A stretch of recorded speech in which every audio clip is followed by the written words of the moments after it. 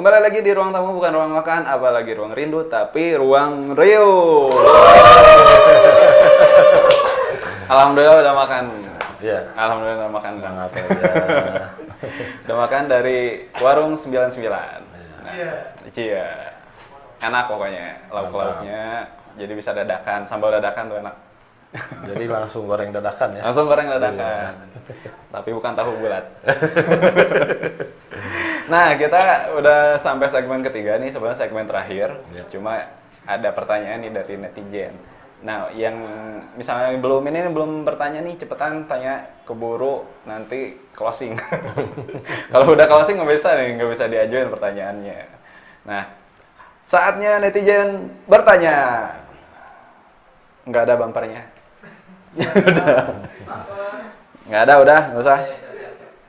Nah, dari live YouTube dulu nih, dari Jackly SM. Ya.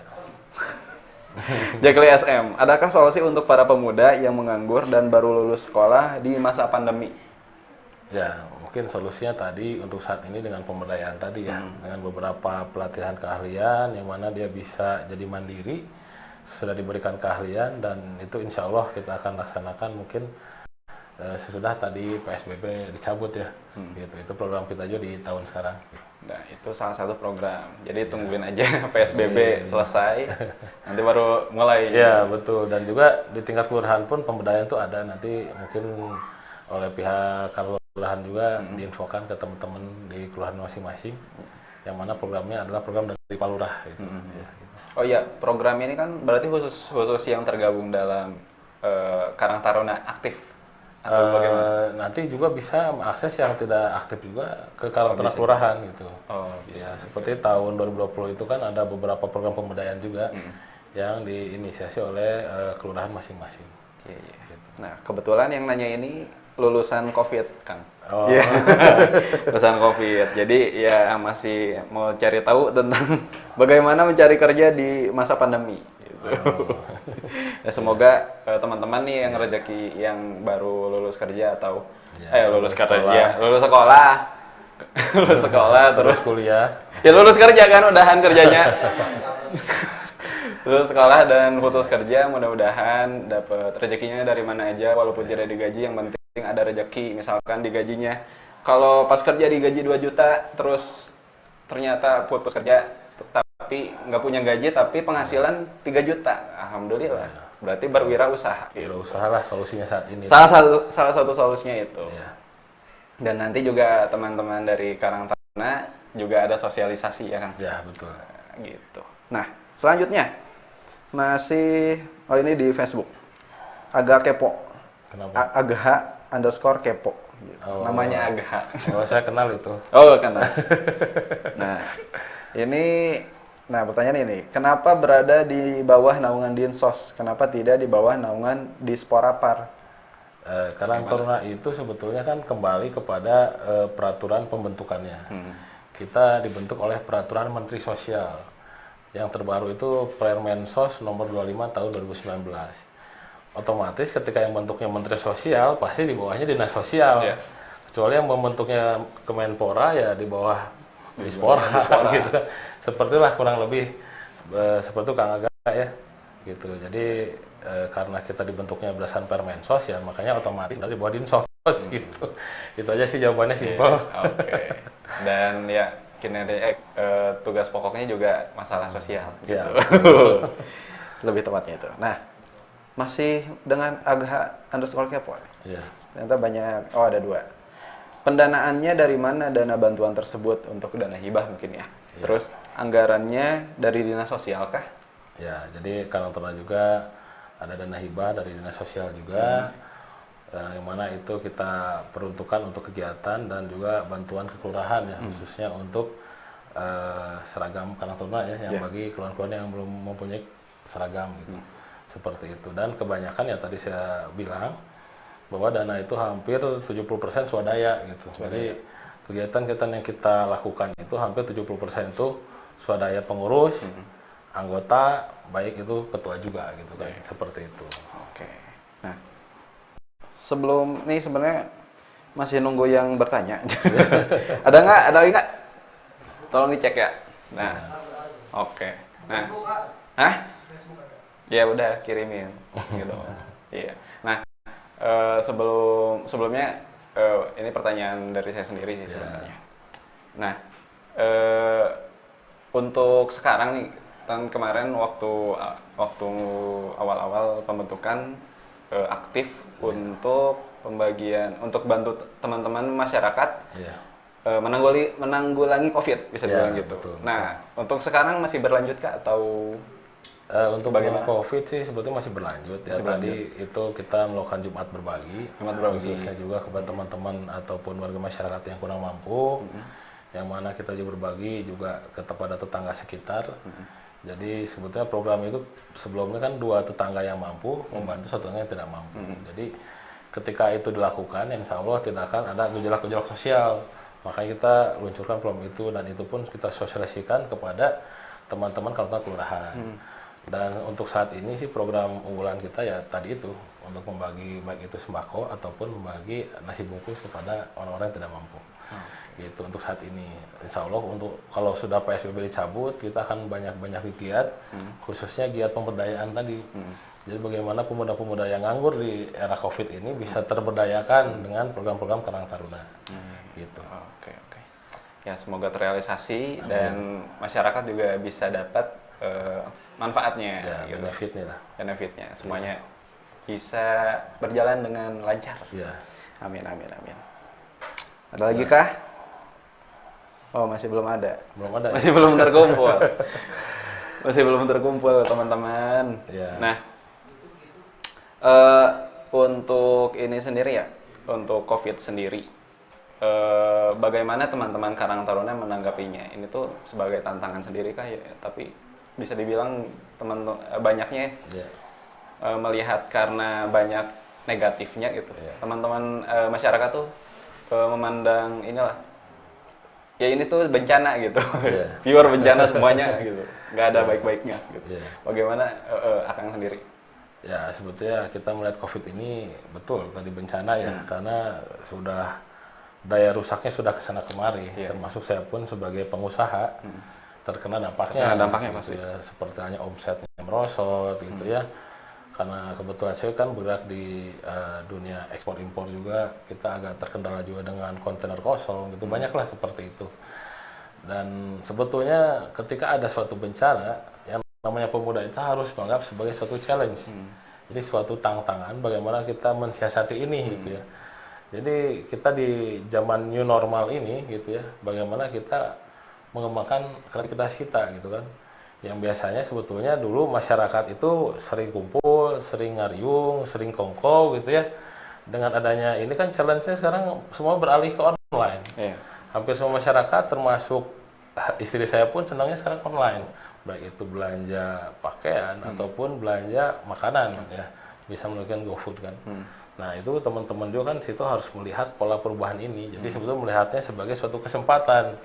Jadi tadi yang teman-teman punya wirausaha kuliner, segeralah pindah dari offline ke online ataupun ada offline-nya ada online-nya juga. Jadi kita melihat hal ini sebagai suatu challenge gitu ya. Jadi kalau kita menghadapi suatu bencana dengan sebagai suatu challenge, insya Allah ke depannya kita tidak akan satu stres, keduanya juga paling tidak kita membuat suatu hal yang baik lah gitu ya. Jangan sampai kita sudah terpuruk, makin terpuruk dan stres gitu ya.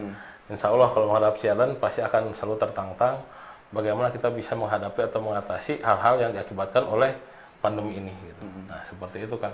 Oke, siap. Nah, ada pertanyaan lagi dari Yesa Sabrina. Apakah Karang Taruna terdapat dalam tata aturan atau undang-undang negara?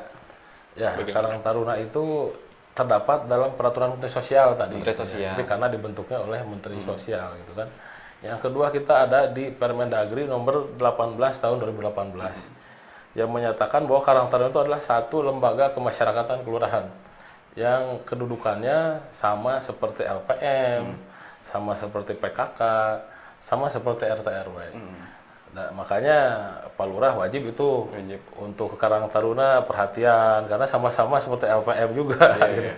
Jangan sampai LPM diperhatikan, Karang Tarunanya tidak diperhatikan. Seperti itu. Jadi kita dibentuk oleh Permensos dan di peraturan undang-undangnya itu tadi itu peraturan menteri sosial. Di luar itu pun kita ada ADART juga yang dibentuk oleh Munas, dan juga kita ada juga yang namanya peraturan organisasi yang dibentuk oleh Karang Taruna baik itu tingkat provinsi, kota maupun kelurahan. Gitu. Nah ini selanjutnya nih. Selanjutnya Kang, dari Asep Maulana, ini juga pemuda, salah satu pemuda Sukabumi. Apa sajakah tujuan didirikannya Karang Taruna? Ya, tujuan dirikan lalu kan tadi hanya ada dua ya. Sebetulnya yang pertama ikut serta dalam kegiatan-kegiatan sosial, baik itu penanggulangan masalah sosial ataupun bencana sosial. Yang keduanya ikut serta bagaimana kita mengaktifkan kreativitas generasi muda, mengembangkan bakat potensi generasi muda ke arah yang lebih baik. Jadi di Karang Taruna ini makanya kita banyak bentuk unit-unit teknis, karena bagaimana mereka yang senang akan kebencanaan masuk ke Sabakarta, yang senang akan perlindungan perempuan ke Sat PPA. Nanti yang senang UMKM kita akan bentuk lagi satuan kerja untuk menaungi UMKM Kota Sukabumi gitu. Seperti itu. Jadi di Karang Taruna ini tempat kita untuk mengabdi, tempat kita untuk mengembangkan diri. Nah, untuk teman-teman nih sudah cukup dulu ya untuk buka pertanyaannya. Ya. Kalau misalkan ada yang telat nih yang nanya, terus tapi mau kepo tentang Karang Taruna, khususnya di ya mau wilayah kota mau wilayah kabupaten, bisa kalian kunjungi IG-nya apa Kang? IG kita karangtaruna.kotsi. Karangtaruna.kotsi. Nah, bisa kalian DM tuh dari situ. Mau DM, mau lihat dari feed-nya juga udah jelas tuh. Udah jelas sih mereka kerjanya apa aja gitu. Atau di FB Karang Taruna Kota Sukabumi official. Official. Oke, itu udah lengkap lah. Atau di WA ke 0856 59 61 6000. Maka kalau ada pertanyaan juga bisa WA ke situ. Atau yang perlu advokasi kami juga bisa WA ke situ. WA ke situ. Ya. Nah, jadi itu call center-nya ya? Call center 0856 0856 59 61 6000. 59 61 6000. Ya. Nah, bisa kalau misalnya kalian nggak kepencet nih. Bisa kalian rewind tuh. Ada fiturnya ya. Iya. Jangan minta lagi. Udah jelas tuh. Iya. Gitu. Nah, teman-teman, alhamdulillah kita sudah di penghujung acara. Hatur nuhun kan, udah mau nyampe ke sini nih. Ya. Udah mau nyampe ke sini, masuk gang gitu. Studio kita maklum lah masih awal-awal. Allah kedepannya berkembang. Amin. Ya. Gitu. Jadi teman-teman nih kalau misalkan punya rekomendasi untuk siapa aja nih yang diundang, bisa gitu ya sekarang. Bisa diundang minggu depan. Kalian bisa bisa rekomendasi di kolom komentar siapa aja, tapi kita nggak bisa ngundang kayak Krisdayanti gitu, Anang Hermansyah nggak bisa, gitu. Nggak bisa ya. Tolong dipahami. Jadi misalkan, wah ada ini kalian punya atlet, kenal atlet salah satu di misalkan di Sukabumi.